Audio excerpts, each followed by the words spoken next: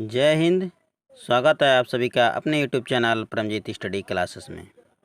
जैसे कि हमने बीजगणित में बीजीय व्यंजक, समान असमान पद जिसको सजातीय या विजातीय पद कहते हैं उसको जाना, उसी क्रम में आज हम एक पदी, द्विपदी, त्रिपदी तथा बहुपद के बारे में जानेंगे, जैसे कि हमने यहाँ पे लिखा है। तो आइए इनको हम जानते हैं। इससे पहले यदि आप चैनल पर नए हैं तो चैनल को सब्सक्राइब जरूर कीजिए, पसंद आता है तो लाइक कीजिए। और यदि आप बीजगणित अच्छी तरीके से सीखना चाहते हैं, बिल्कुल शुरुआत से सीखना चाहते हैं, तो चैनल पे अंत तक अवश्य बने रहें और प्रतिदिन का वीडियो अवश्य देखें, जिससे कि आप बिल्कुल बेसिक से इसको सीख और समझ सकें। तो आइए हम जानते हैं कि ये क्या होते हैं। सबसे पहले हमें एक पदी को लिखा है, वह बीजीय व्यंजक जिसमें केवल एक पद हो एक पदी व्यंजक कहलाता है। जैसे कि यहाँ पे हमने लिखा है 5x माइनस एक्स वाई, उसके बाद 4z स्क्वायर 7 9 PQ। तो इसमें सिर्फ क्या है, एक पद है 5x, ये इतना एक पद है, और इसमें एक्स वाई ये गुणे के रूप में है, तो ये भी क्या है, एक पदी है। 4z स्क्वायर ये भी एक पदी है। यहाँ पे हमने लिखा है 9 PQ, ये ऐसा नहीं है कि ये त्रिपदी हो जाएगा, इसमें 3 है तो नहीं, ये सभी गुणे के रूप में है तो ये एक पदी ही कहलाएंगे। उसके बाद दिया है द्विपद, एक व्यंजक जिसमें केवल दो पद हों और वे असमान पद हों द्विपद कहलाएगा।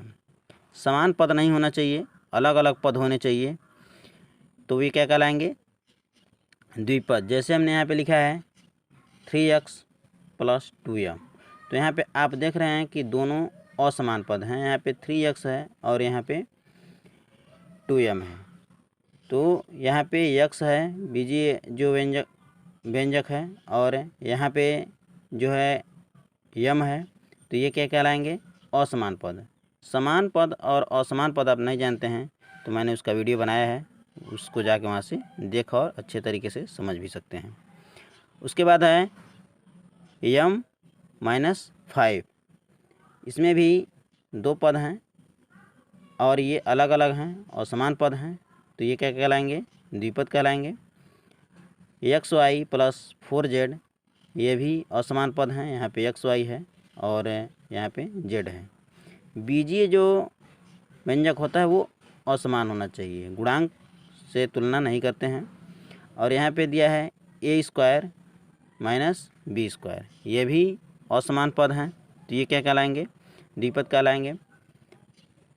उसके बाद दिया है त्रिपद, एक व्यंजक जिसमें केवल 3 पद हों और वे असमान पद हों त्रिपद कहलाता है। जैसे कि यहाँ पे हमने लिखा है x² + 2h xy + y²। इसमें आप देख रहे हैं यहाँ पे x² है, यहाँ पे 2h xy है और यहाँ पे सिर्फ y² है, तो ये तीनों पद जो हैं वो अलग अलग हैं, तो ये त्रिपद कहलाएंगे।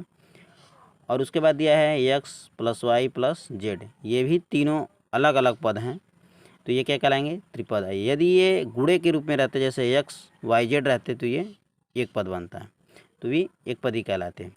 चिन्ह के साथ तीनों अलग अलग लिखे गए हैं, तो ये त्रिपद कहलाएंगे। इसके बाद हम जान लेते हैं कि बहुपद क्या होता है।